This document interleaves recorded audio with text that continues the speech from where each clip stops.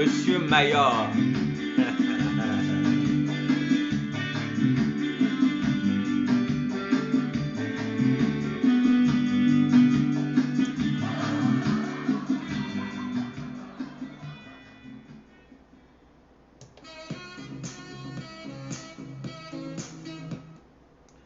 Madame et mes femmes.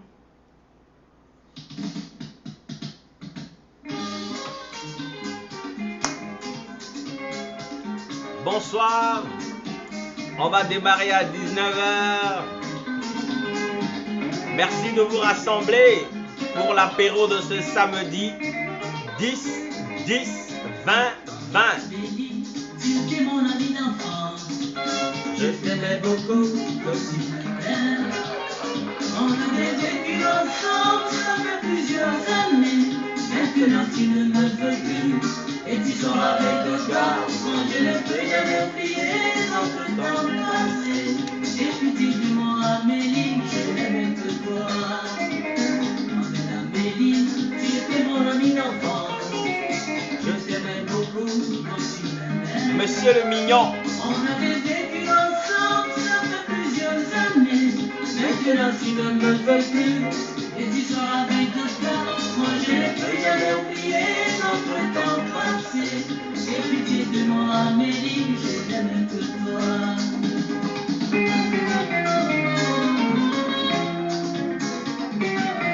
Alors on va démarrer.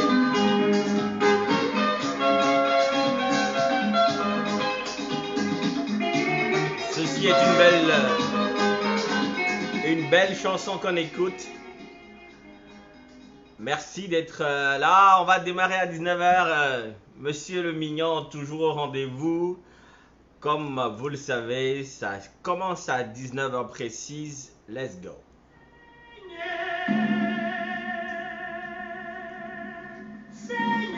Un café pour démarrer.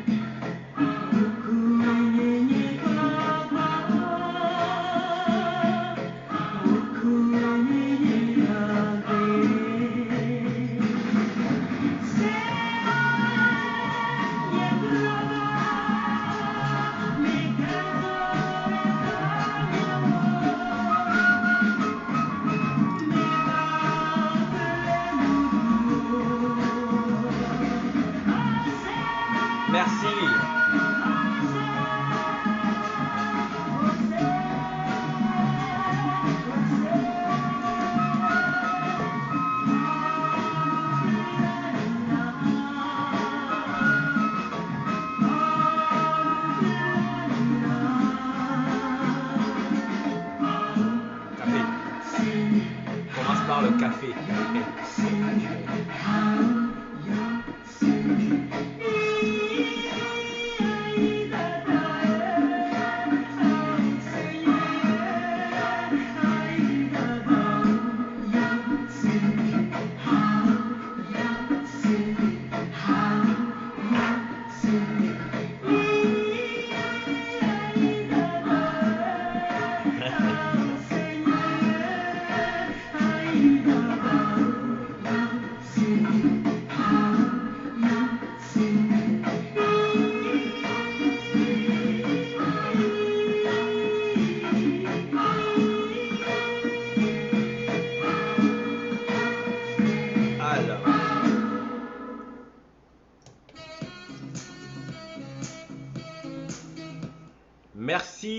Merci et bonsoir. Bonsoir à tout le monde. Bonsoir à vous toutes et à vous tous qui êtes présents au rendez-vous ce soir pour Apéro Conversation.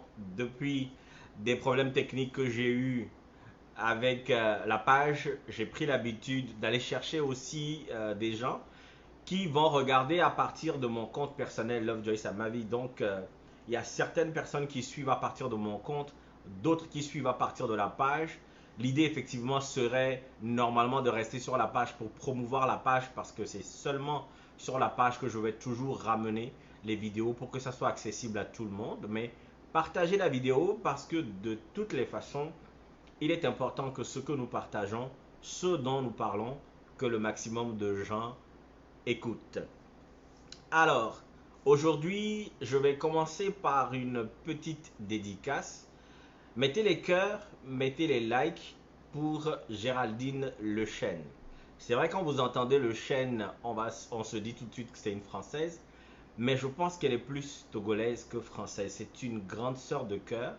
C'est une grande sœur que j'ai connue dans mon aventure avec le Festival international de cinéma Vue d'Afrique, où j'ai été en charge de la communication et des partenariats. Et donc, j'ai eu beaucoup de plaisir à travailler avec elle, à connaître Montréal avec elle. Et puis, on s'est rendu compte qu'on connaissait les mêmes personnes, dont son grand frère, qui est une personnalité illustre du showbiz togolais. Je ne sais pas si vous connaissez Melon.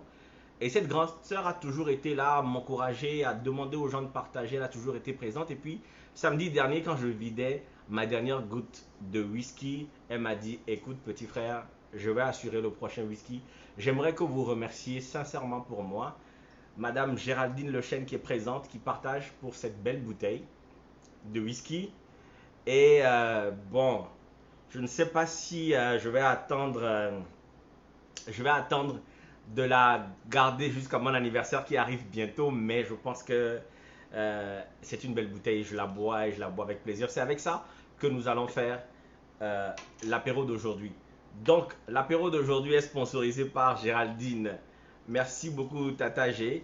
Oh là là, faut pas en boire trop parce que c'est comme si on donnait des mauvais exemples aux gens. Alors, maintenant qu'on sait ce qu'on boit, maintenant qu'on sait qu'on est présent, je vois 12 personnes sur mon compte et 8 personnes sur la page. Et il faut partager parce que c'est vous qui avez demandé qu'on parle de l'âme sœur. Et j'y ai pensé toute la semaine, même pour vous dire, il y a une fan de la page qui regarde souvent, qui, elle, a commencé à vouloir me parler de l'âme sœur déjà dès samedi dernier. Et je lui ai dit non, pardon, j'ai mal à la tête, j'ai pas envie d'en parler. Et puis, j'y ai pensé toute la semaine. Je me disais comment est-ce que j'allais en parler, de quelle façon. Et j'ai tellement traîné à trouver un titre au live de ce jour que c'est ce matin que j'ai dit autopsie de l'âme sœur. Mesdames et messieurs, bienvenue à cette apéro conversation de samedi 10 octobre 2020, une date particulière et spéciale 10-10-20-20. Tout le monde a mis ça en statut, mais c'est effectivement quelque chose de particulier. Merci d'être là. Merci donc d'être fidèle pour ceux qui sont fidèles. Merci de mettre les cœurs et de partager. On démarre après cette chanson. L'homme, la femme, finalité de l'homme,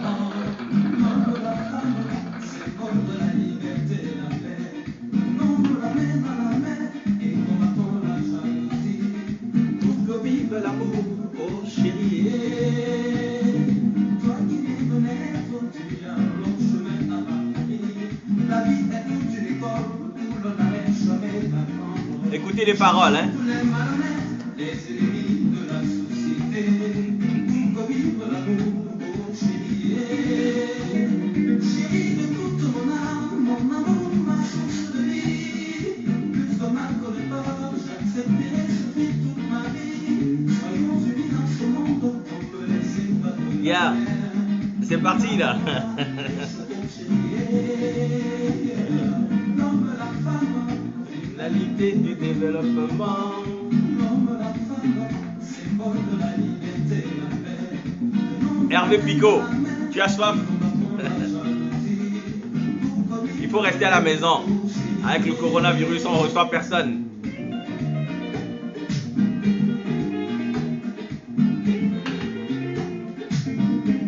Alors, bon, parlons peu, parlons bien, parlons des choses qui nous concernent. C'est vous qui avez demandé ce sujet. Je pense que c'est Arufa qui a demandé comment trouver l'âme sœur. Parce que la dernière fois, on parlait du couple, de comment est-ce que c'était véritablement une décision de la société, ou plutôt est-ce que c'est notre nature qui nous amène à chercher à être en couple. Et puis à la fin du live, on est resté encore ensemble à discuter et vous avez proposé qu'on parle de l'âme sœur. Pourquoi avoir proposé un titre comme autopsie de l'âme sœur? On fait l'autopsie quand quelque chose est mort, quand il y a un crime ou quand il y a un décès et qu'on veut comprendre quel est le sens du décès. Qu'est-ce qui a pu causer le décès? On va faire l'autopsie pour comprendre. C'est ce que je vous invite à faire ce soir ensemble avec moi, à faire l'autopsie de ce qu'on appelle une âme sœur. D'abord, l'idée de l'âme sœur telle que répandue, c'est l'idée d'une compatibilité. Compatibilité amoureuse pour créer une relation parfaite. C'est-à-dire qu'il y a des individus qui pensent que il y a quelque part sur la terre ou quelque part dans leur entourage quelqu'un qui est tellement compatible avec eux que c'est leur âme sœur, c'est avec cette personne qu'ils sont capables de construire un couple qui dure, un couple qui s'aime longtemps, un couple qui traverse les difficultés. Pourquoi? Parce qu'effectivement, les relations amoureuses viennent avec des déceptions. Le mot consacré aujourd'hui, c'est goumin. Donc, les relations amoureuses vont venir avec ces déceptions, avec les souffrances, avec les difficultés que ça peut amener parce que les gens ne se comprennent pas sur des sujets ou sur des comportements à adopter. Et les gens vont se dire, si je n'arrive pas à m'entendre avec cette personne, c'est certainement pas la personne qui m'est destinée. Et donc, on va chercher son âme sœur, c'est-à-dire cette personne-là qui possède une âme qui est compatible à soi, de sorte qu'on puisse constituer un couple parfait. Et aussi, dans l'idée que les couples se forment et se déforment, certains se reforment, et les gens vont vivre le divorce avec un sentiment d'échec. On cherche cette personne-là avec qui on ne peut pas se séparer parce que on est obligé, soit par le destin ou par quelque chose de magique, on est obligé d'être ensemble. Et donc pendant toute une vie, des gens cherchent l'âme sœur. Des gens pensent certainement qu'ils sont passés à côté de leur âme sœur, ou il y en a qui sont en couple qui cherchent encore leur âme sœur, et il y en a qui sont seuls parce qu'ils n'ont pas trouvé leur âme sœur. L'Adam, Adam de la Bible, qui retrouverait forcément son Ève, cette personne-là qui a été séparée de lui de façon originelle, est la démarche de celui qui cherche l'âme sœur. Ève va attendre son Adam, Adam va chercher constamment son Ève. Cette histoire-là qui est inspirée de la Bible, on va retourner au passage. Je parle beaucoup de la Bible souvent parce qu'effectivement c'est le document de base que tout le monde utilise notre génération, ou toutes les générations d'ailleurs, notre monde actuel s'est construit autour de ce bouquin qui a essayé de rassembler différentes traditions, et donc il y a beaucoup de vérité dedans certainement. C'est l'usage qu'on en fait avec la religion que je conteste dans certains de mes sujets sur Apéro Conversation. Donc, Adam, dans Genèse 2, verset 24, lorsque Dieu a séparé Ève du corps d'Adam après l'avoir endormi, il va dire, c'est pourquoi l'homme quittera son père et sa mère et s'attachera à sa femme et ils deviendront une seule chair. C'est cette façon-là d'aller chercher la personne avec laquelle on constitue une seule chair qui est un peu à la base de l'idée de l'âme sœur. Platon, le philosophe grec Platon, raconte une histoire similaire. Une histoire similaire parce que dans son livre Le Banquet, il va dire que les êtres humains étaient créés à la base avec 4 jambes, 4 mains et une tête à 2 visages. 4 jambes, 4 mains et une tête à 2 visages. Et Zeus, le dieu Zeus, aurait eu peur du pouvoir d'un être comme ça qui viendrait avec 4 mains, 4 jambes et une tête à 2 visages, sûrement une pour regarder à gauche et à droite, devant, derrière. Et il les a séparés. Et il les condamna ainsi à se chercher longtemps pour se retrouver avant de constituer cette force-là qui fait peur à Zeus, qui fait peur aux dieux. De la même façon, la Bible, quand la Bible raconte cette idée de l'homme quittera son père et sa mère et s'attachera à sa femme et ils formeront une seule chair, il faut retourner plutôt pour comprendre que l'homme ayant été créé à l'image de Dieu, avant d'être séparé, c'est dans la réunion de l'homme et de la femme pour reconstituer une seule chair que l'homme va redevenir l'homme originel et donc va redevenir Dieu.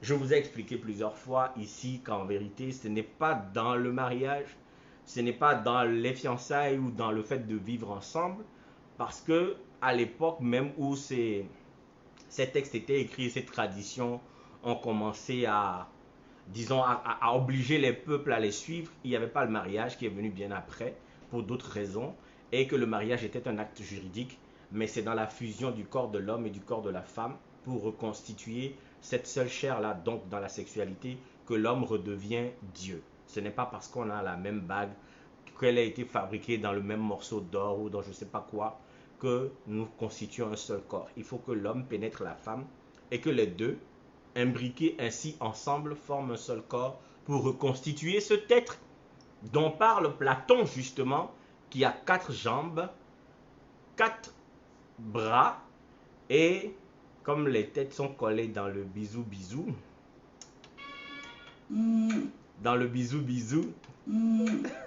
comme les têtes seront collées dans le bisou-bisou, on dira que ce sera une tête à 2 visages.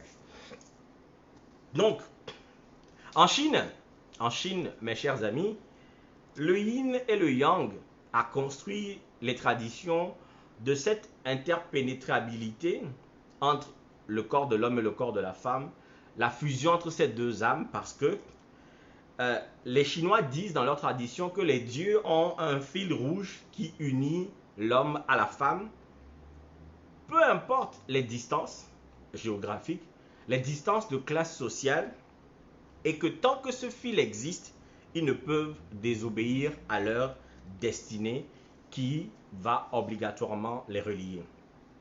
Le yin, le yang sont 2 larmes comme ça, avec un point noir dans un blanc, l'autre avec une larme avec du noir et un point blanc, les deux dans un même cercle. La compatibilité de ces 2 âmes-là. Les juifs, eux, vont plus loin encore, parce que les juifs, dans leur tradition, vont, eux, dire que à chaque fois qu'un garçon est conçu, 46 jours après, Dieu va créer sa femme, va créer la femme à laquelle il est destiné. 46 jours après la conception de chaque garçon, Dieu crée sa femme. Pourquoi 46 jours? Je ne sais pas. Et que cette femme-là, elle, justement, elle s'appelle la Bacherte, c'est-à-dire le destin. La femme de son destin. Mais l'âme sœur, comme vous l'avez compris, n'est pas seulement celui ou celle qui vous plaît. L'âme sœur n'est pas celui ou celle qui correspond à vos goûts et à vos critères. Vous le voulez noir, grand, beau, blanc, brun, blond, tout ce que vous voulez.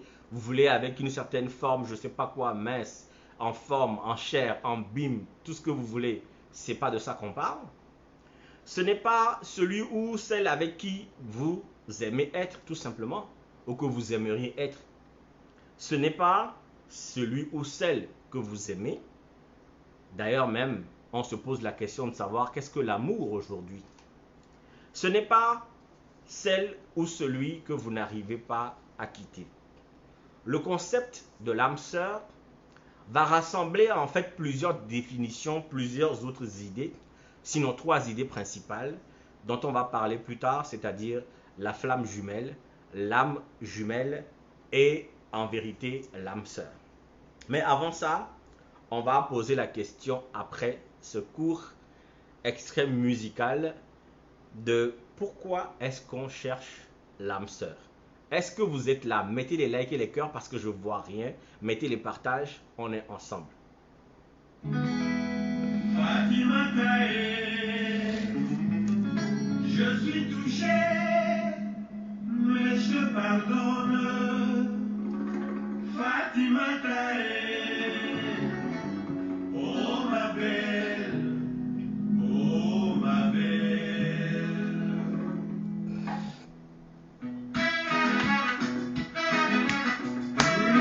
Mettez les cœurs, mettez les likes, partagez, partagez. Ta façon d'aimer, c'est pas joli, c'est pas gentil, façon comme ça. Alors, Ta façon d'aimer, doudoué, c'est pas joli, c'est pas gentil, vraiment pas dit. Ta façon d'aimer, chérie, jaloux, jaloux, jaloux, jaloux, t'es trop jalouse. Tu vois même devant les gens, tu perds la tête, c'est pas gentil, oh ma belle. Parfois même devant nos invités, tu perds la tête, c'est pas gentil, oh ma belle. Oh, Fatimata. est-ce que vous êtes là? Mettez les cœurs. Salut, coucou à tout le monde.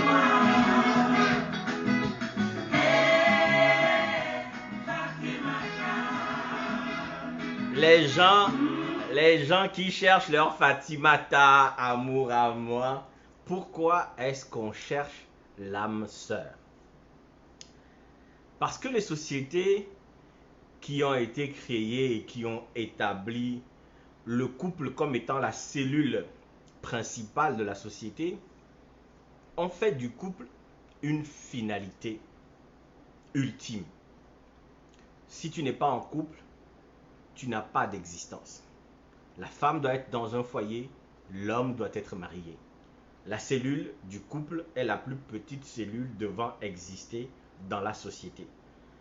Du couple, la famille, de la famille, l'ethnie, la tribu, etc., etc. La société, la ville, la région, le pays ou même, comment on appelle ça, pour les États fédérés, l'État, la province, et puis le continent, l'État, le pays, le continent, ainsi de suite. Mais la cellule, la plus petite cellule de la société telle qu'elle est formatée aujourd'hui, c'est le couple. On cherche l'âme sœur parce que on veut atteindre cet objectif ultime de la société, c'est de constituer une petite cellule. Et on veut que cette cellule soit fonctionnelle, efficace, durable. On veut qu'elle soit fiable. Donc on cherche la personne avec qui constituer ce tandem-là, cette équipe formidable qui va être la cellule principale qui va solidifier la société. On cherche l'âme sœur, mes chers amis, parce que le couple est l'abri de la société. C'est le refuge de la société. Quand on sort, on va travailler, on revient, on a besoin de quelqu'un. On a besoin de quelqu'un qui vous dise bienvenue. On a besoin de construire ensemble. La société nous a formés à ne trouver de sens à notre vie que dans la perspective d'un couple et donc d'une famille. Faire ensemble, ne pas se sentir seul, parce qu'effectivement, on peut très vite se sentir seul dans cette société. L'amour, le foyer, tout le plaisir qui est lié à l'idée du couple, tout le plaisir autour de ça va créer le désir en tout être vivant. On va chercher ces émotions-là qui nous rassurent. On va chercher cette tendresse-là, cet accueil, ce soutien, cette sympathie, cette présence-là qui nous rassure d'exister. Parce que justement nos âmes, parce que nous sommes des êtres avec des âmes, ont besoin de cette émotion qui permet ou qui nous permet de nous sentir bien et de grandir. C'est dans la recherche d'avoir avec nous, disons, cette réserve de tendresse, de sympathie qui nous rassure, qui constitue pour nous un refuge, qui nous fait participer à la société dans cette petite cellule fonctionnelle, que nous avons besoin de quelque chose qui dure, qui est fiable, qui est fort. Et on va chercher une personne tellement compatible que non seulement il va avoir le bonheur au rendez-vous, et qu'en plus de ça, ça va tellement durer pour être une valeur sûre. Mais faut-il forcément lier la sexualité aux besoins d'émotion et de cette émotion heureuse-là dont nous avons besoin, qu'on appelle l'amour? Est-ce que pour avoir une âme sœur, on a besoin que cette personne-là, qu'on ait un lien de sexualité avec? Généralement, dans l'entendement général, quand on parle d'âme sœur, on pense surtout à la personne avec qui on veut coucher. On veut avoir des relations sexuelles, faire des enfants et pourquoi pas s'amuser, faire des enfants et ainsi de suite. Mais je pense qu'il n'est pas forcément important que la personne qui constitue notre âme sœur là, ou cette personne qui nous soutient dans l'idée même, qui est compatible avec nous, qui nous apporte certains bonheurs, qui ait forcément une sexualité qui soit liée avec ça. Parce qu'il est possible de rencontrer quelqu'un qui vient en soutien de nos âmes sans qu'il y ait forcément un lien de sexualité. On a des amis compatibles. On a des amis avec qui on est tellement compatible, mais il n'y a aucun lien de sexualité que ça peut rendre jaloux les conjoints. Des gens avec qui on peut parler longtemps sans s'arrêter, des gens qui comprennent des choses qui nous arrivent sans même qu'on ait eu à parler. Mais il n'y a aucune énergie sexuelle, c'est juste de la compatibilité. On a même des parents compatibles. On a des parents, c'est véritablement un parent, quoi. C'est-à-dire quelqu'un, un père, une mère, un frère et une sœur, qui est vraiment cet alter ego là qu'on cherche pour nous soutenir dans notre démarche. Ça peut être une âme sœur, sinon c'est une âme sœur. On a même des pères et des mères d'adoption.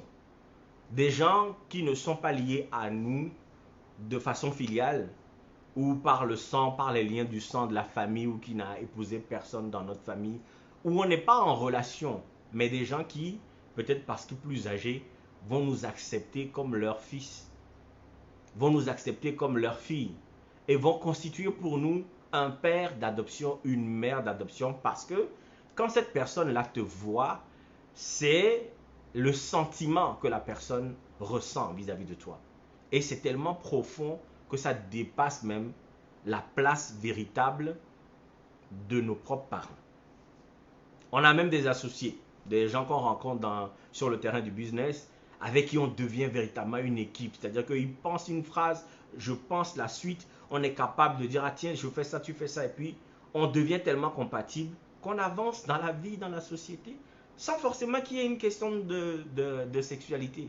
L'âme sœur, cette âme qui nous accompagne, parce qu'on aurait pu parler de l'âme épouse ou de l'âme époux, je ne sais pas quoi, mais on parle d'âme sœur. On parle d'un lien, de sororité, un lien de fraternité, un lien de proximité qui n'est pas forcément lié à la sexualité. Je pense que je vais boire parce que je commence à postillonner.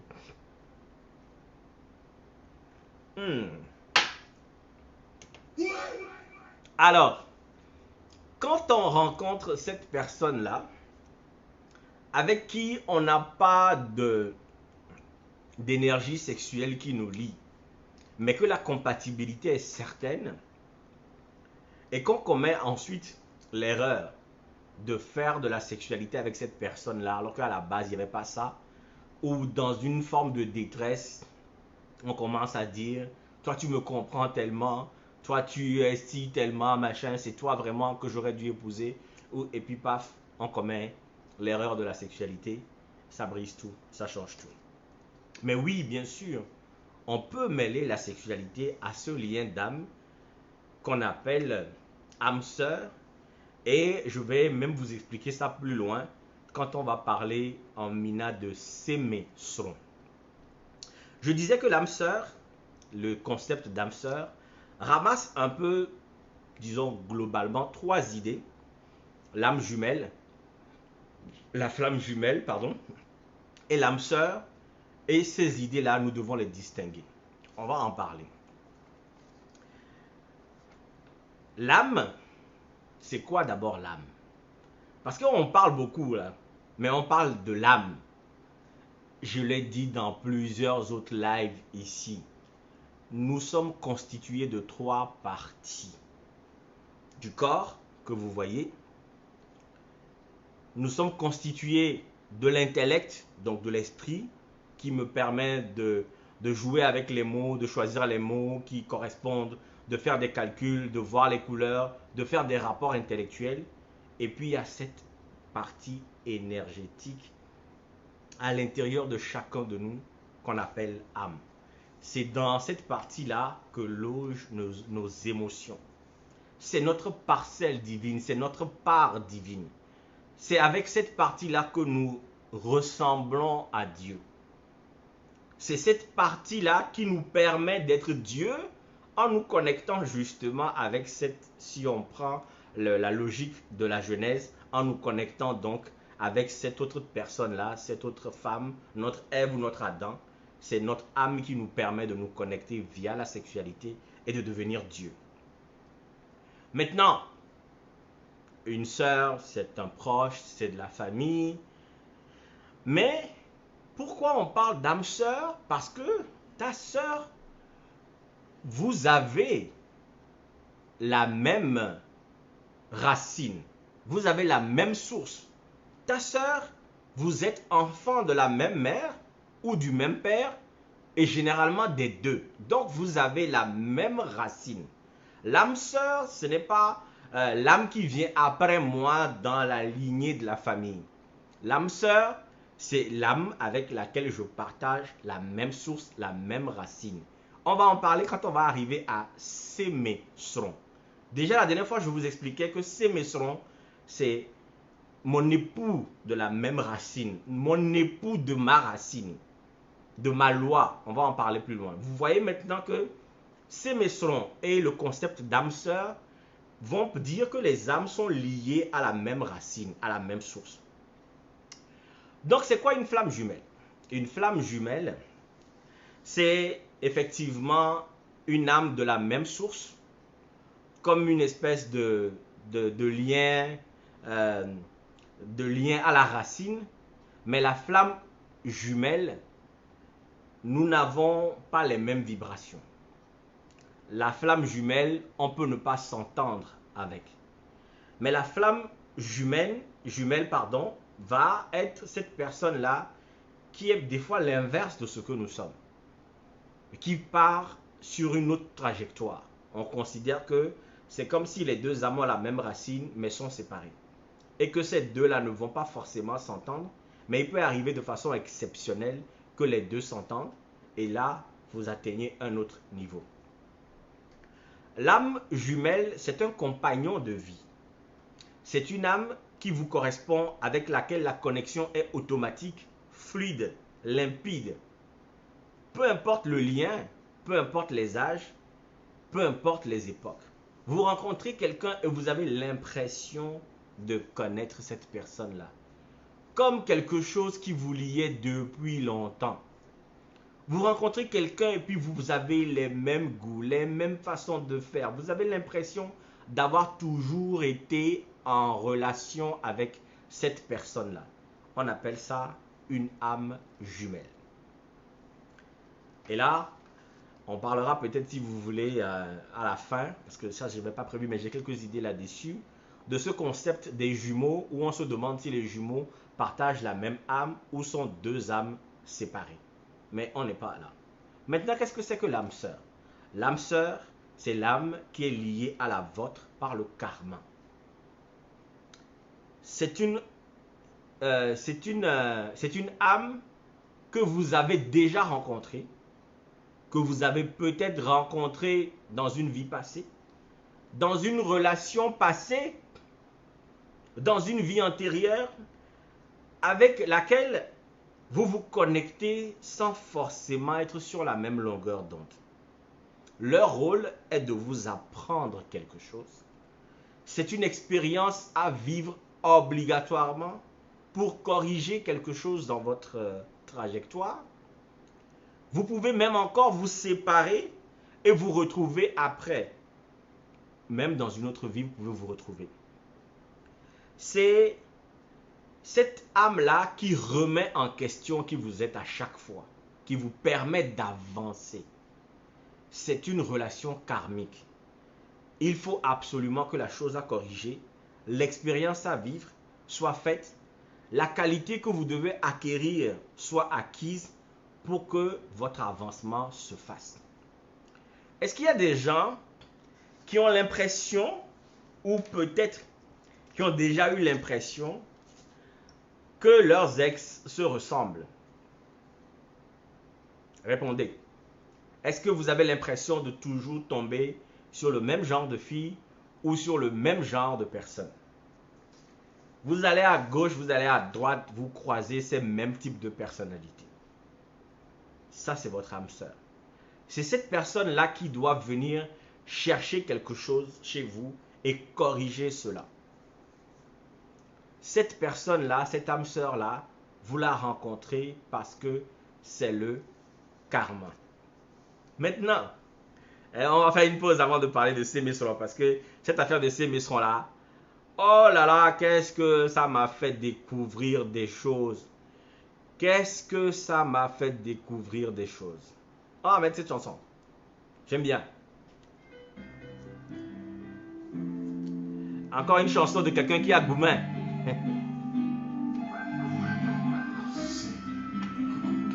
Check.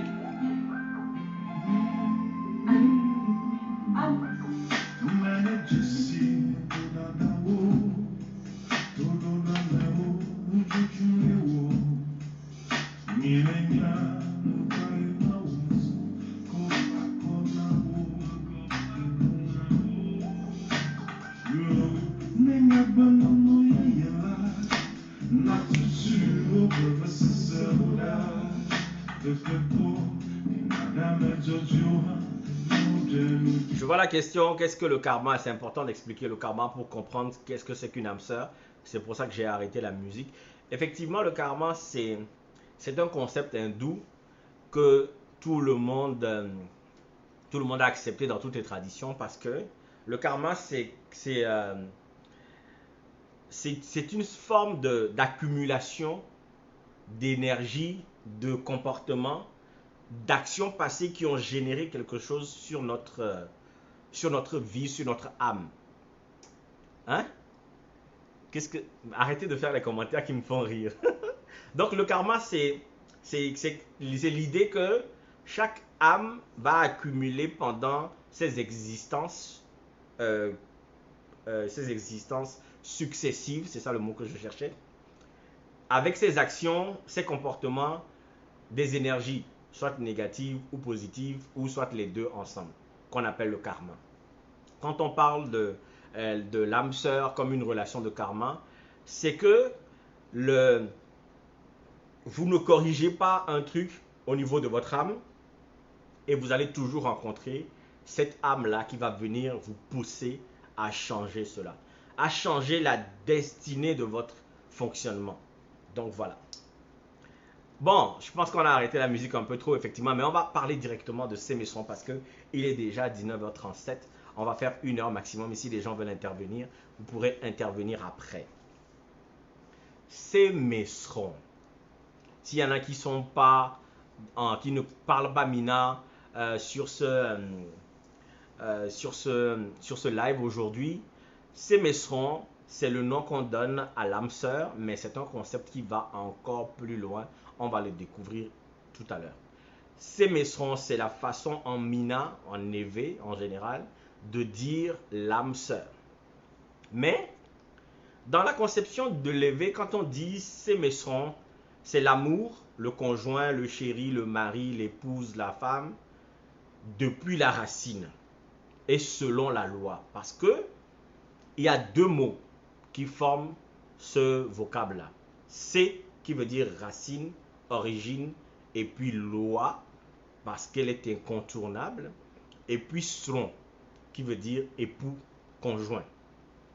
Maintenant,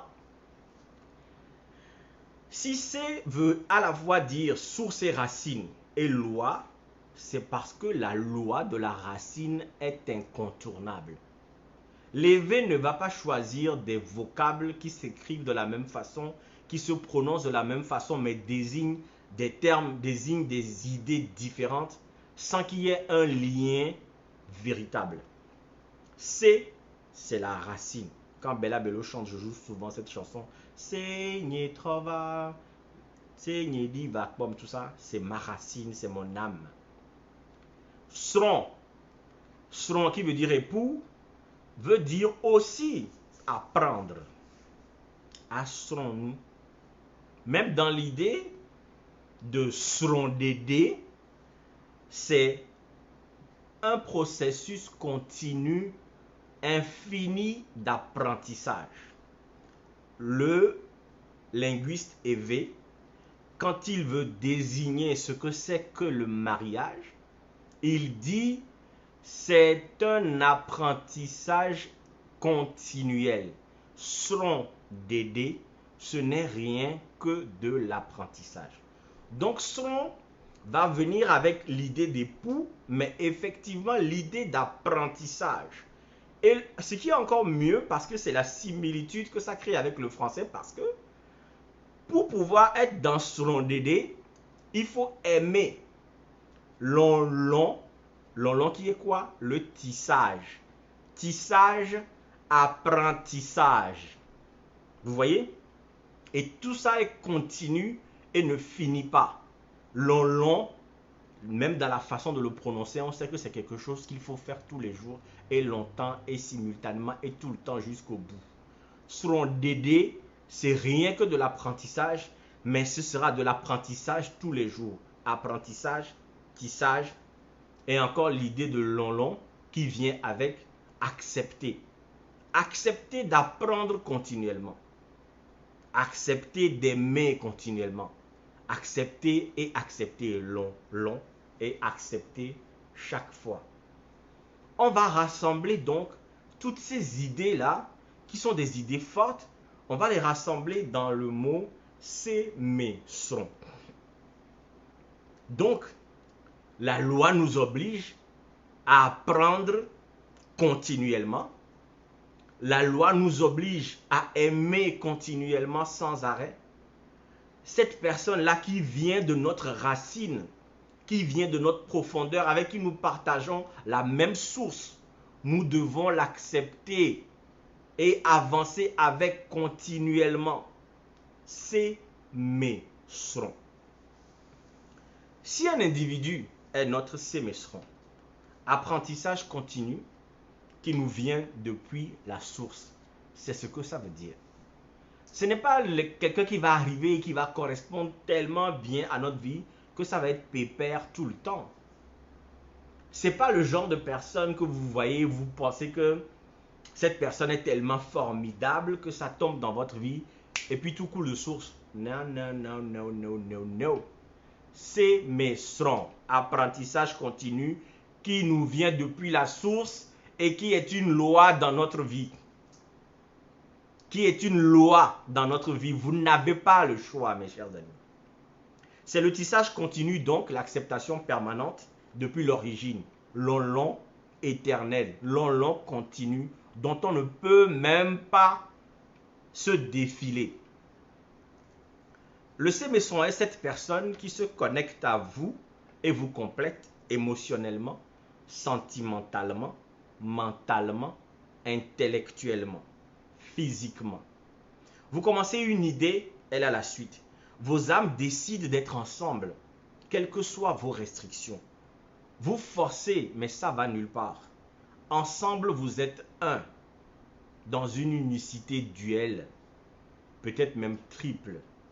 Ce sont des pièces d'un même morceau. Le sémestron vient avec vous à la source. Ok? Le sémestron, c'est aussi cette personne qui parle à votre âme profonde, qui sait se connecter à elle en passant par vous. C'est-à-dire quoi? Le sémestron n'a même pas besoin d'être, comment on appelle ça?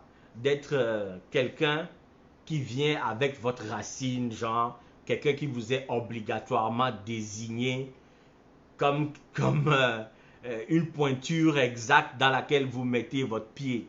Le sémestron, c'est peut-être quelqu'un qui arrive dans votre vie. Lui s'en fout de vous, là, de la tête aux pieds. Vous êtes noir, maigre, grosse, pas mince, teint clair, il s'en fout. Quand il se connecte à vous, c'est à votre âme qu'il parle. C'est à votre C qu'il s'adresse. Il se connecte à votre âme. Il ne vous connaît ni d'Adam ni d'Ève, comme on dit. Vous n'avez pas la même ressource, mais lui, il sait se connecter à votre âme, à votre C. Et c'est avec votre C que lui deal.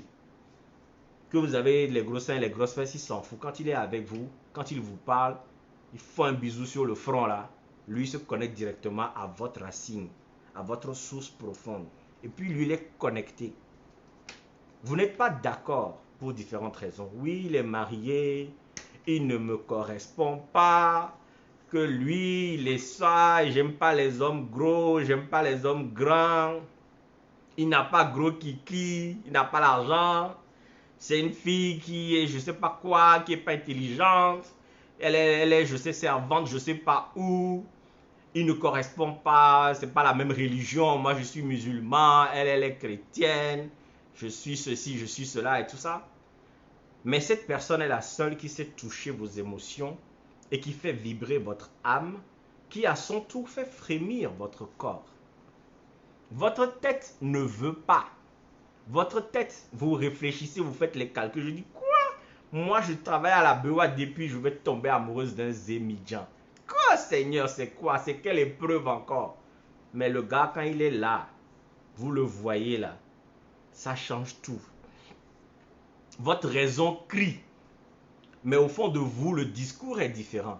Et c'est là qu'on va venir vous dire, le cœur a sa raison que la raison ne connaît pas. Parce que cette personne, quand elle est autour de vous, elle parle à votre âme, à votre C, à votre racine. La personne arrive et puis la personne se connecte à vous d'une façon tellement magique, vous ne savez pas ce qui vous arrive. Vous pensez à lui, c'est mouillé, mouillé, mouillé, le maillot est mouillé.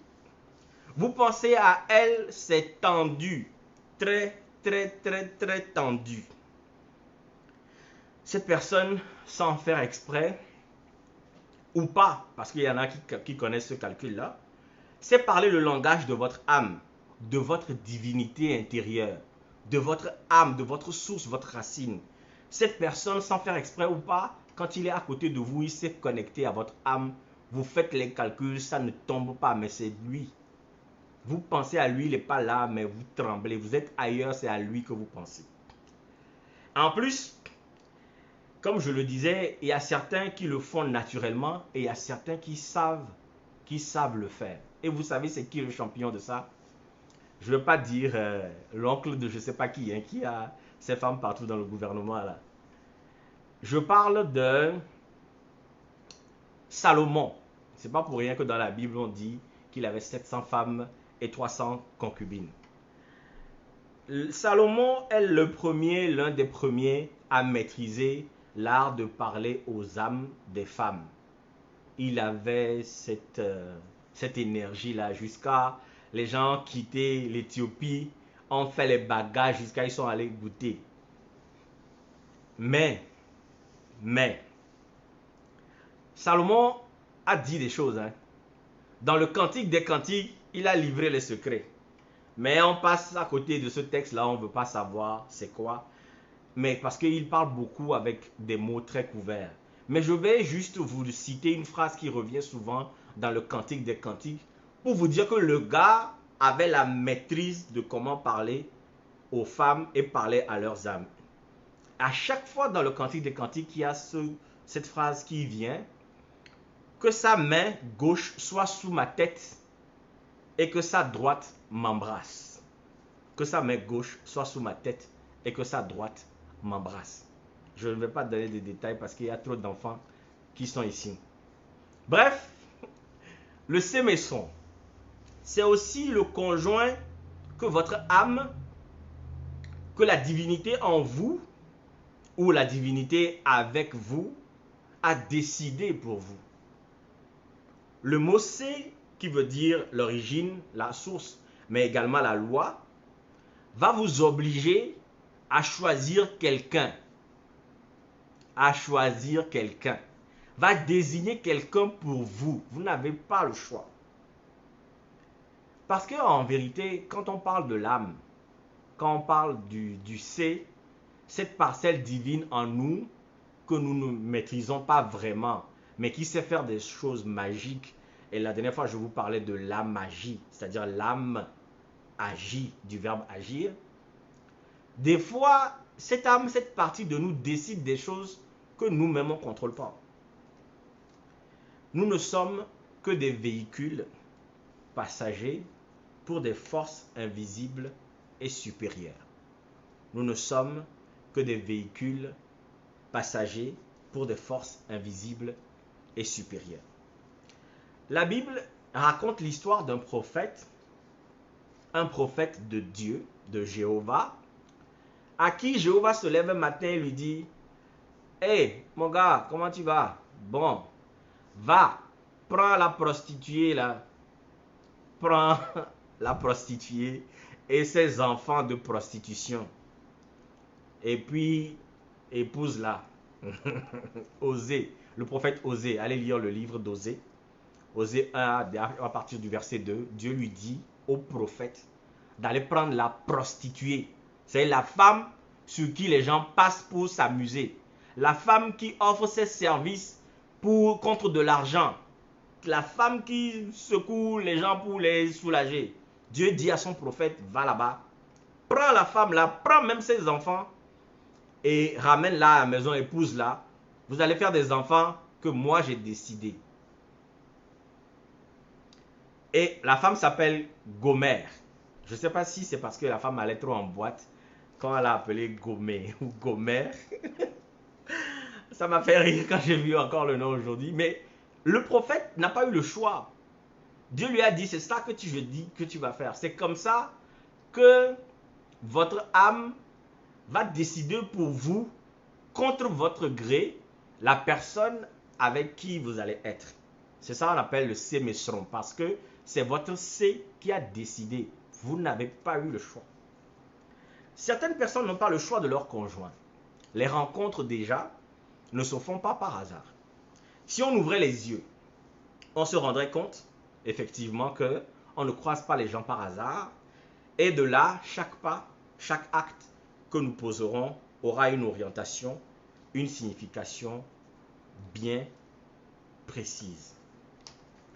Alors, on va parler aussi de sémesron, de cette partie-là où les gens sont des hommes, mais eux, ou des femmes, des hommes et des femmes, et puis leur sémesron-là, c'est même pas l'homme, c'est esprit.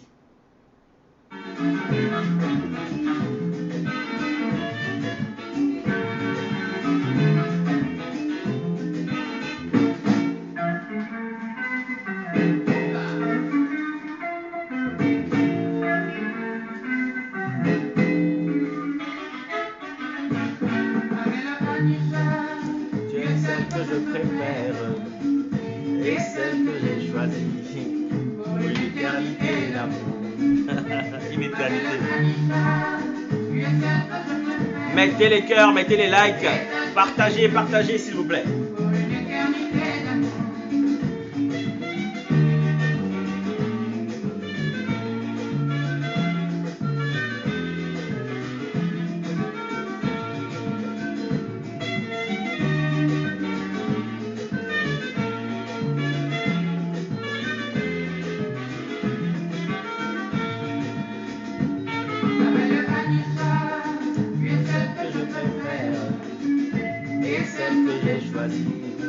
Pour une éternité d'amour.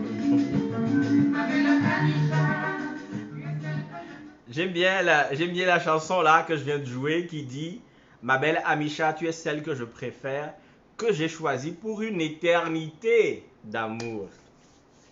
Alors, je parlais de ces personnes là dont les âmes décident de les connecter avec d'autres personnes et ils n'ont pas le choix.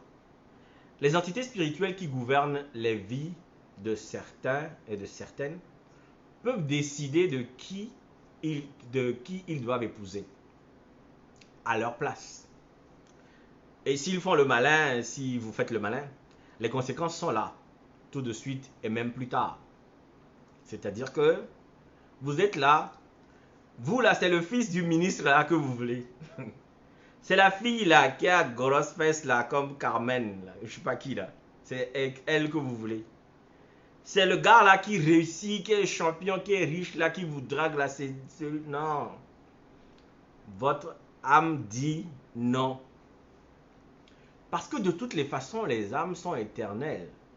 Les âmes vont voir plus loin que vous. Mais vous voyez pas plus loin que le bout de votre nez. Et les âmes, ces entités-là, vont décider à votre place. Parfois, c'est dur à supporter. Mais est-ce que vous avez le choix? Non. Il arrive même que c'est l'entité qui gouverne vos vies qui décide d'être avec l'entité qui gouverne la vie de l'autre. Je réexplique. Vous avez une âme qui peut-être dans une autre vie a rencontré une personne, une autre âme, et puis ils se retrouvent dans la même vie au même moment. Mais comme ces âmes se connaissent et vibrent ensemble, les âmes décident d'être ensemble. Vous allez faire comment? Vous dites, ah, moi je ne veux pas une fille de telle région. Ah, moi je ne veux pas une fille de telle famille parce que son grand-père et mon grand-père se sont chamaillés à quelle époque, je ne sais pas quoi. C'est surtout les tribus qui se chamaillent là. Never. C'est ça là que vous allez épouser. Parce que les âmes ont décidé de se mettre ensemble. Maintenant, si vous insistez à ne pas épouser cette personne-là que vos âmes ont décidé à ne pas vous épouser, il arrive quoi? Il arrive que les autres vont être chassés constamment. Vous allez avoir des incompatibilités, mais putain de sa mère. Des incompatibilités d'humeur. C'est quelqu'un tous même, ça devient palable. Il y a une histoire, même une bêtise, une broutille, ça devient des histoires. Parce que vous n'êtes pas avec la bonne personne.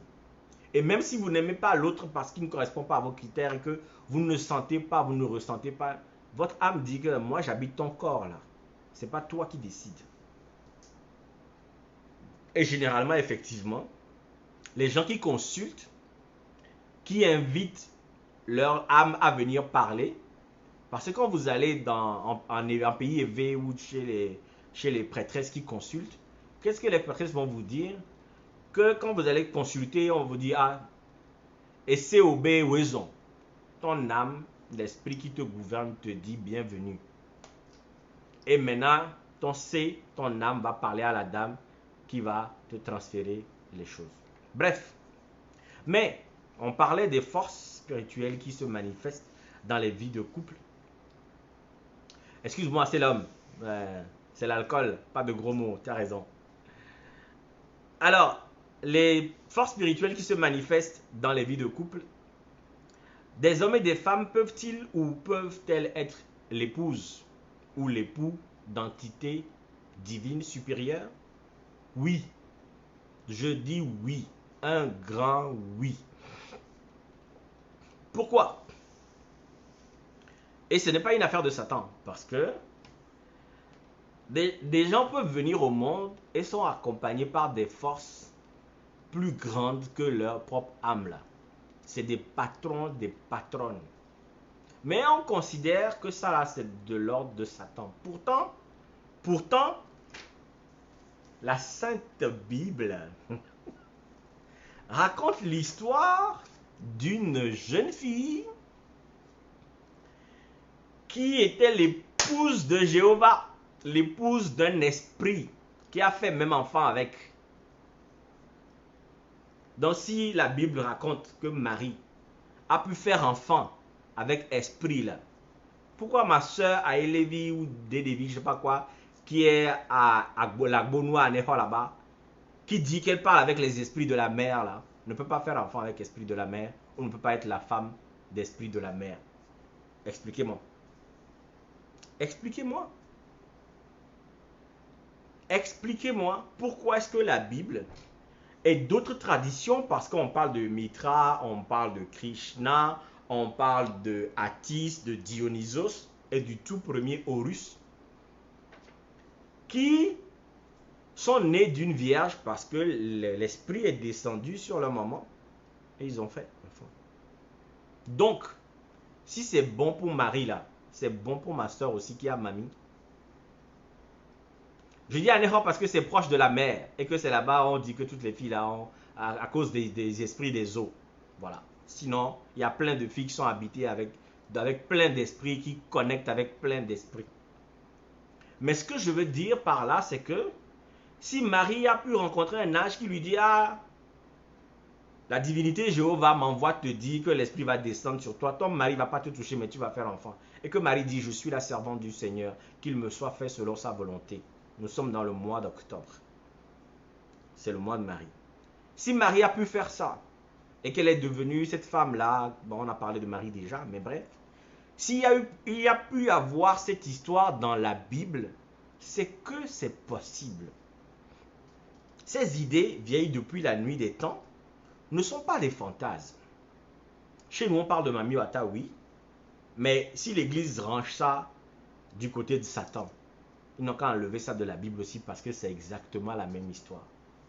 Quand Marie peut venir dire, un ange est venu me parler, un esprit va venir sur moi, je vais faire enfant. Je dis, je revendique que ma copine, mon amie, ma soeur, ma petite soeur, ma grande soeur, ma tante qui a Mami Wata, qui dit qu'il y a des jours où on ne faut pas la toucher. Parce que son mari de nuit là, son esprit Mami Wata ou son esprit Dan ou tout ce que vous voulez, Shiva, tous les noms qu'on lui donne là, va venir là. Il ne faut pas la toucher, elle a raison aussi. Elle a raison aussi. En vérité, nous avons en nous des âmes qui sont des parcelles divines. Et que des fois, il y en a qui viennent avec une vibration tellement supérieure qui sont capables de connecter avec les divinités. Des hommes vont dormir, vont rencontrer des femmes de la mer, des esprits, qui vont leur donner leur nom, leur concept, leurs règles, qui vont leur dire « je suis une divinité ». Et donc, ils vont dire « toi, tu dois faire ça, tu dois faire ci, tu dois faire ça, j'ai ma place, tu ne vas même pas te marier, tu es mon gars ». Ou ils vont leur dire aux filles « tu es ma femme, tu ne peux pas te marier ». Et ce qui arrive, parce que les traditions vaudou sont très avancées sur le sujet, ce qui arrive c'est que, comme Joseph de la Bible, les hommes qui veulent épouser ces femmes-là qui appartiennent à des divinités, ces hommes-là vont faire allégeance. Comme Joseph est resté là-bas, qu'on a traité sa femme de pute parce qu'elle est tombée enceinte alors qu'il n'était même pas là. Mais qu'il a protégé sa femme, qu'il a protégé et élevé cet enfant-là parce qu'il a cru en ce que Dieu a dit. C'est ainsi que, je parle du vaudou parce que c'est le vaudou que je connais. Mon prénom c'est Ayaï. Je suis d'accord que vous pourriez rencontrer, il y a d'autres traditions aussi, mais c'est ça que je connais. Je peux me renseigner sur autre chose aussi, effectivement. Mais, je dis si Joseph a pu élever un enfant qui était un enfant descendu de Dieu, qu'il a pu faire allégeance à Jéhovah ou à ce que l'ange Gabriel lui a dit, qu'il a protégé cette femme, qu'il est resté à côté de la femme là et l'a protégé, l'enfant et tout, s'est conformé.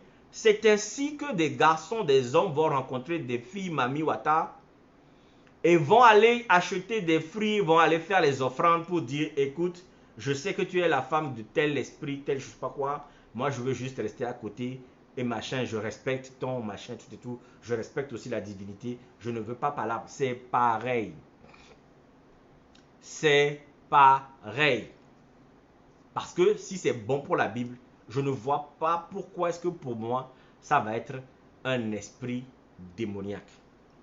Maintenant, c'est clair qu'on va parler d'esprit démoniaque, on va faire ceci, on va faire cela. Il faut faire attention à l'allégorie de l'Apocalypse que l'on prend pour justifier certaines choses. L'Apocalypse est un livre très, très allégorique. L'Apocalypse va assimiler le serpent de la Genèse qui a apporté la connaissance, qui n'a jamais dit à la femme Ève de manger le fruit. Le serpent n'a jamais dit à Ève de manger le fruit. Quand il arrive, il pose la question, il demande,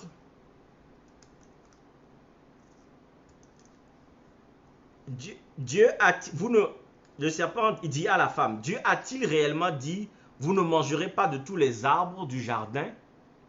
La femme répondit au serpent, nous mangeons du fruit des arbres du jardin, mais quant au fruit de l'arbre qui est au milieu du jardin, Dieu a dit, vous n'en mangerez point et vous n'y toucherez point, de peur que vous ne mouriez. Alors le serpent dit à la femme, vous ne mourrez point. Mais Dieu sait que le jour où vous en mangerez, vos yeux s'ouvriront et que vous serez comme Dieu, connaissant le bien et le mal. Point. Point. Le serpent n'a jamais dit, maintenant là, mange ça, tu vas voir. C'est la femme qui vit que l'arbre était bon à manger et agréable à la vue et qu'il était précieux pour ouvrir l'intelligence. Elle prit de son fruit et en mangea et elle en donna aussi à son mari qui était auprès d'elle et il en mangea. On va mélanger l'allégorie de ce serpent-là qui n'a jamais dit à Ève de manger le fruit, mais c'est Ève qui a pris la décision selon ce que la Bible raconte. On va le mélanger avec le serpent à je ne sais pas combien de têtes, avec lequel, le dragon même, c'est même pas le serpent, le dragon, avec lequel Saint Michel s'est battu dans l'Apocalypse. Mais est-ce qu'on parle du serpent qui était sous le trône de Dieu qu'on appelle l'arc-en-ciel? Ce serpent-là, ce n'est pas un serpent. Le serpent qui est sous le trône de Dieu, qui lance les éclairs, c'est le dragon même qui est sous le trône de Dieu, qui lance les éclairs dont on parle dans l'Apocalypse. Est-ce que ça là, c'est pas serpent? Il ne faut pas mélanger les allégories. Les enfants d'Israël étaient dans le désert avec Moïse. Ils se plaignaient parce que des serpents leur mangeaient les pieds. Quand Moïse est descendu du mont Sinaï, Dieu lui a dit, fabrique un serpent et mets ça sur ton bâton. Et puis il lève le bâton comme ça. Tous ceux qui seront mordus vont lever leurs yeux vers ce bâton-là et ils seront guéris. On n'a jamais dit, même dans l'histoire de Moïse, que le serpent ne va plus arrêter, ne va plus continuer à les bouffer. Le serpent va continuer à les bouffer dans le désert, mais ils n'ont qu'à lever leurs yeux vers le serpent sur le bâton de Moïse. C'est ça qui est devenu le caducée, qui est le symbole de la connaissance qu'on dessine sur l'hôpital, les médecins, les pharmaciens et tout ça. C'est le caducée. Serpent, c'est serpent.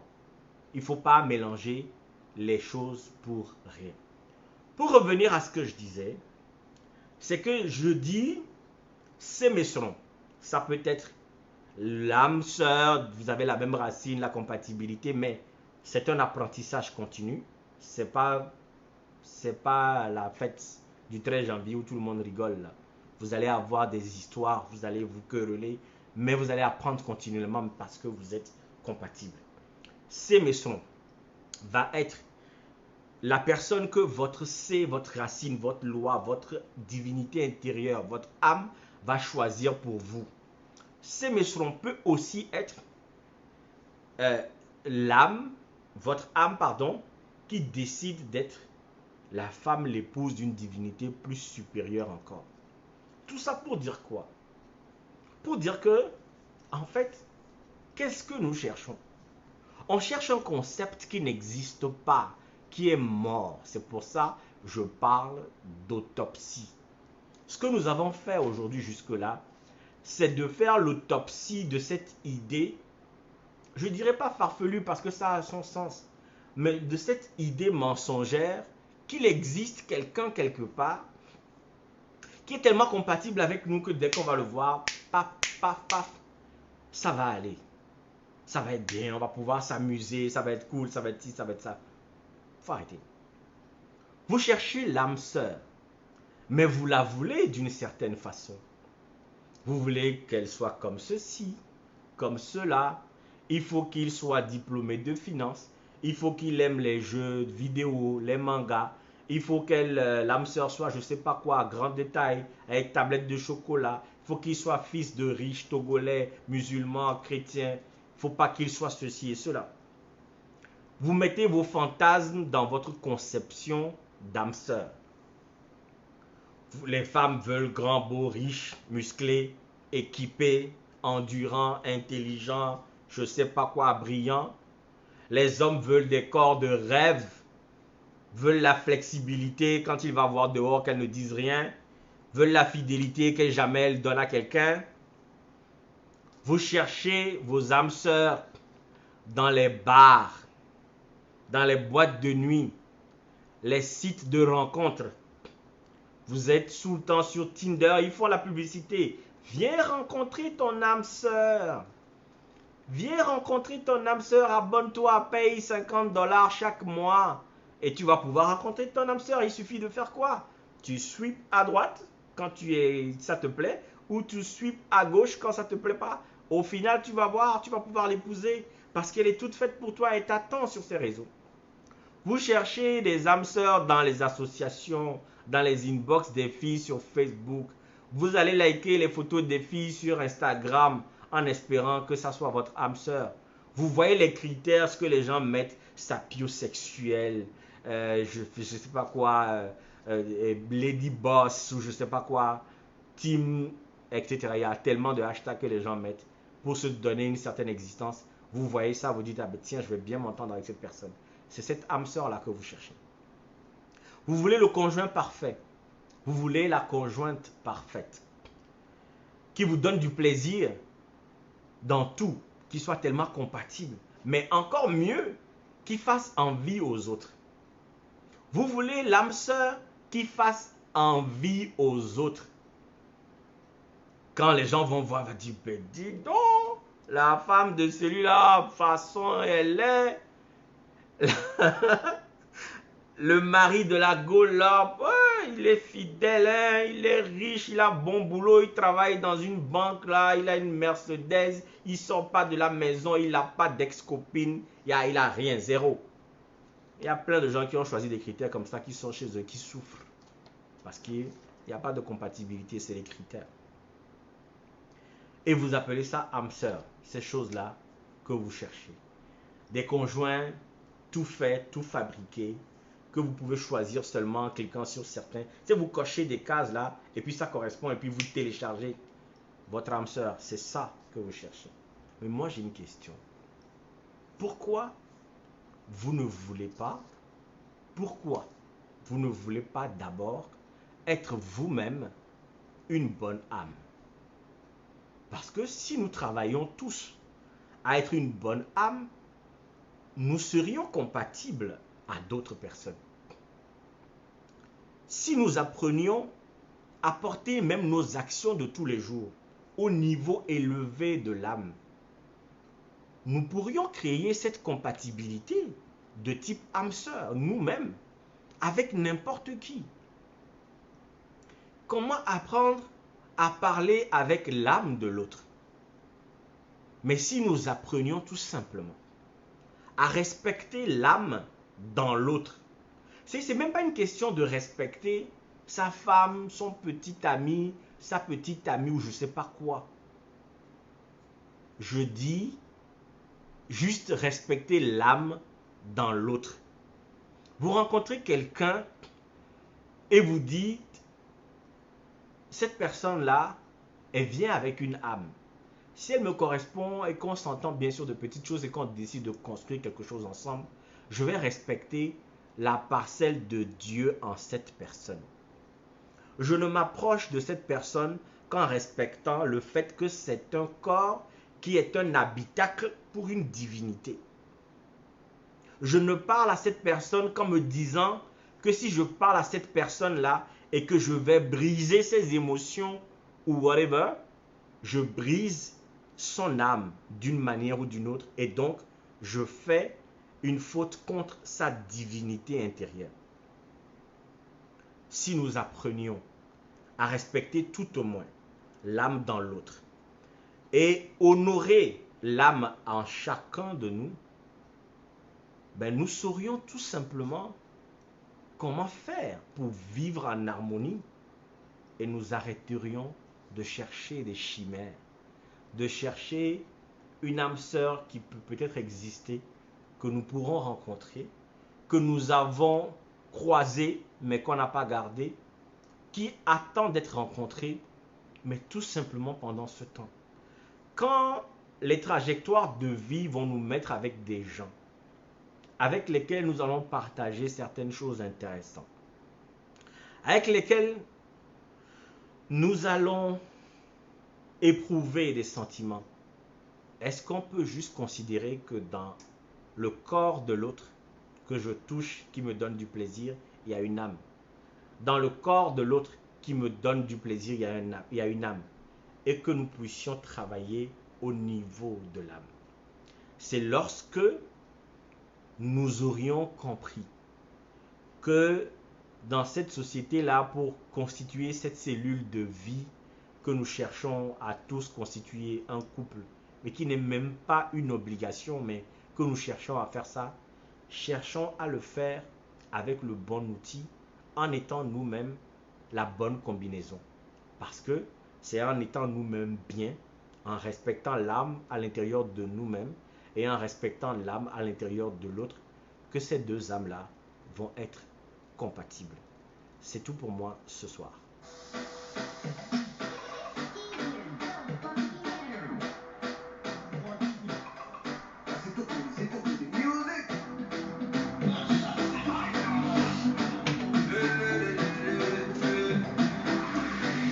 Il est 20h.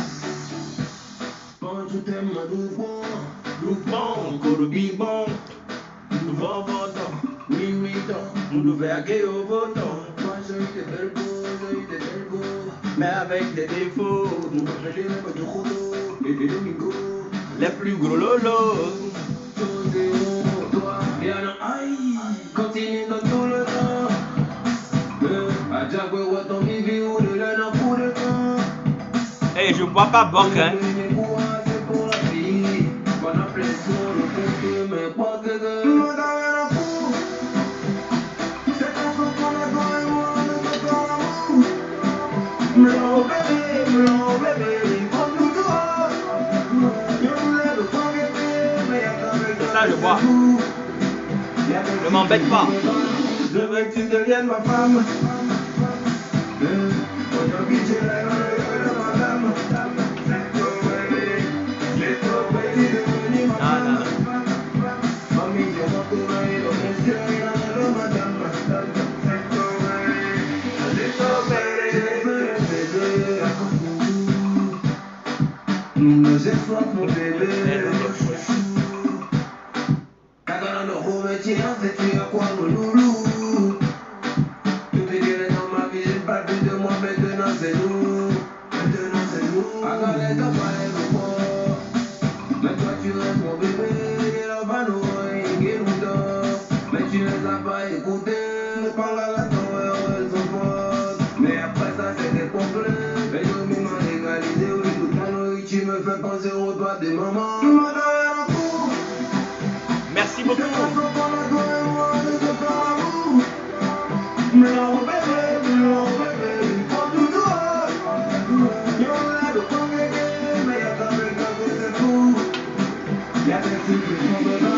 Je veux que tu deviennes ma femme.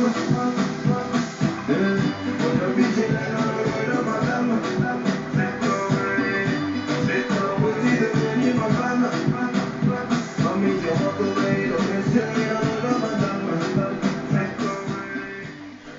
mais qu'est-ce qu'on fait? Qu'est-ce qu'on dit pour la prochaine fois? Oui, vous pouvez intervenir. Vous voulez intervenir? Il reste 13 minutes. Kujo, est-ce que tu veux que je t'appelle? Mais là, je vais t'appeler sur apéro, c'est pas grave.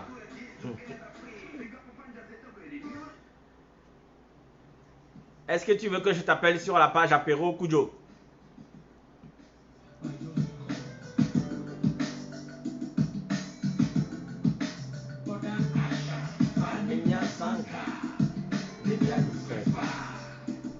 Je vois, peut-on intervenir, mais je vois pas de réponse encore. C'est pas grave. L'artiste, c'est pas Fanico, c'est Vano Baby.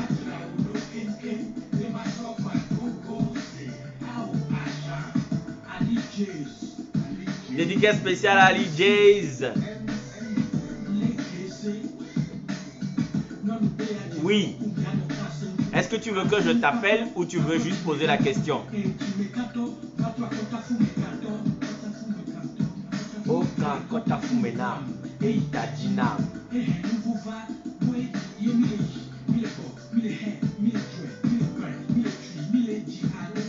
M'appelez Sovino.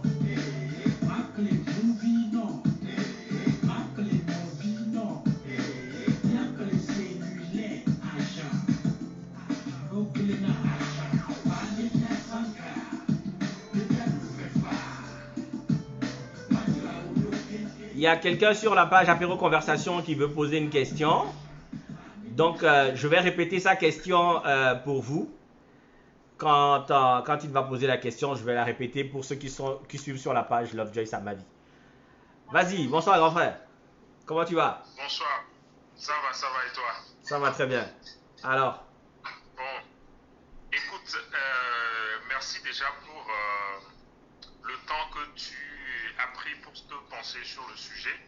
Le sujet était très intéressant d'ailleurs, qui mérite beaucoup encore d'approfondissement sur un certain nombre de choses. Mais quand on fait un sujet comme ça, je pense qu'il faut toujours finir par une recommandation ou un conseil. Il y a des bruits d'assiette autour de toi, hein?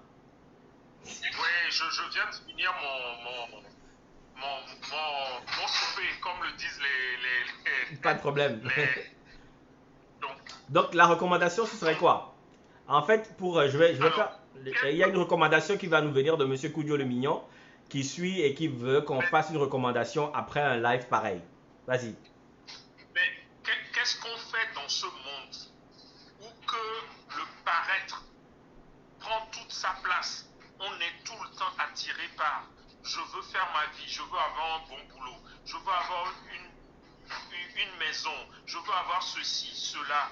Mais ton débat nous dit qu'il faut d'abord faire quelque chose sur soi avant de s'harmoniser dans ce monde-là. Mais ce monde court tellement vite que, Lovejoy, à la fin de ton débat, il nous faut un conseil parce qu'on est perdu. Mais le conseil, c'est à la fin du débat, le conseil était d'être d'abord nous-mêmes une bonne âme pour être capable de créer la compatibilité avec l'autre. Si effectivement on travaillait assez sur soi pour exalter notre âme, pour renforcer notre âme, pour être quelqu'un de bien, on pourrait s'accorder avec tout le monde si tout le monde travaillait à être quelqu'un de bien. C'était ça la recommandation. Maintenant, effectivement, quand on voit le monde qui court vers des choses totalement matérielles, on fait la compétition, on fait ceci, on fait cela. Écoute, on en a tellement parlé à plusieurs occasions dans des lives. La compétition, c'est cette société patriarcale, c'est ce qu'elle nous a légué. Ce sont les hommes qui sont en compétition, ils ne sont pas dans le rassemblement. Et donc, on a fondé des sociétés totalement patriarcales où il y a certaines valeurs qui sont complètement passées à gauche et à droite. Est-ce que tu voudrais qu'on refasse un sujet sur comment faire pour devenir une bonne âme? Si oui, ça peut être le prochain. Voilà, c'est ça. C'est là où je voulais en venir. Parce que le travail sur soi... Tu vas payer le whisky. Alors, voilà. pour les autres, Kujo dit, on ne peut pas finir un live comme ça où on parle de l'âme sœur, où on dit combien c'est difficile de trouver l'âme sœur. Mais il nous recommande de parler de comment devenir une bonne âme. Parce que si effectivement, je vous demande à vous d'être une bonne âme, parce que c'est en étant chacun de nous une bonne âme qu'on va pouvoir être compatible plus facilement. Mais il nous dit que le prochain sujet, ça va être comment devenir une bonne âme. C'est gros parce que personne ne peut évaluer si on est une bonne âme ou pas. En tout cas, moi, je parle... vous l'entendez parfaitement. Ah, ok, d'accord, mais c'est très bien. Ça veut dire que mon téléphone a un bon micro. Merci beaucoup. On t'entend parfaitement de l'autre côté. Mais donc, on va choisir ce sujet pour le prochain samedi. Mais il va payer un whisky parce que quand je vais chez lui, ce que je bois, c'est pas de la merde. Donc, on va se parler inbox, lui et moi. Non, Lovejoy, le whisky sera gros. Gros, ok. D'accord. Donc, on peut penser à ça pour samedi prochain. Merci de me donner du travail. Hein. Merci de me donner du boulot. Non, mais c'est correct. Tu nous fais réfléchir et tu nous fais penser, passer du temps sur de bonnes choses. Regarde. On va s'arrêter là parce que sur la toile, on a des choses. Mais nous, on veut la bonne crue. Et la bonne crue, venez sur la page Apéro Conversation. Partagez et partagez parce que c'est très important. Alors, partagez, vous venez sur la page, partagez toutes les 14 personnes qui sont là aujourd'hui. Partagez la page d'Apéro Conversation. C'est du bon, Lovejoy, il fait du bon truc. Merci beaucoup. Voilà. Merci beaucoup. Alors, il y a Musashi Miyamoto qui dit « Pourquoi ne pas apprendre à se connaître avant d'apprendre à devenir une bonne âme ?» On va essayer de mélanger les deux sujets. Le connais-toi toi-même, cette belle citation qu'il y avait sur le temple de Delphes, mais qu'on a attribuée à Socrate. Connais-toi toi-même et tu connaîtras l'univers et les dieux. Connais-toi toi-même et tu connaîtras l'univers et les dieux. Ça va être le sujet de... Parce que de toutes les façons, pour bien connaître l'univers, il faut être au niveau de l'âme. Encore mieux, pour connaître les dieux, je ne vais pas traiter le sujet aujourd'hui là. Pour connaître les dieux, il faut connaître les dieux au niveau de l'âme. Ça va être le rendez-vous pour samedi prochain. Merci à toi. Et puis, tu diras à madame qu'elle peut refaire le bruit des casseroles parce que c'est fini là. Bye. Allez. Merci. Ciao. Ouais. Alors, donc, on va vous laisser avec cette belle musique toujours de Monsieur Ali Jays, le professeur Mama Massan Christy Yovono.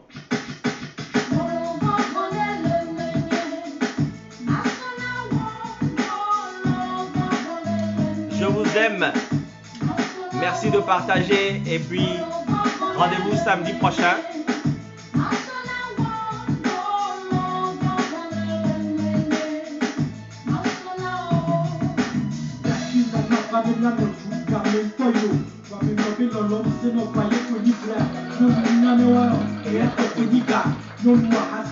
Et beaucoup de foudré.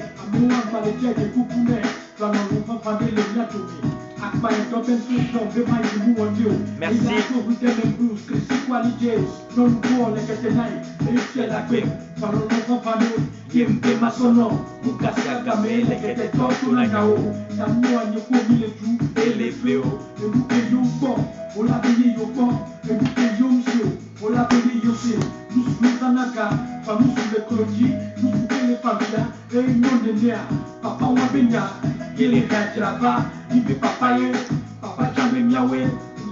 Voyons sur papa volo. Papa le fanon, un jeune comme ça, va te donner quoi?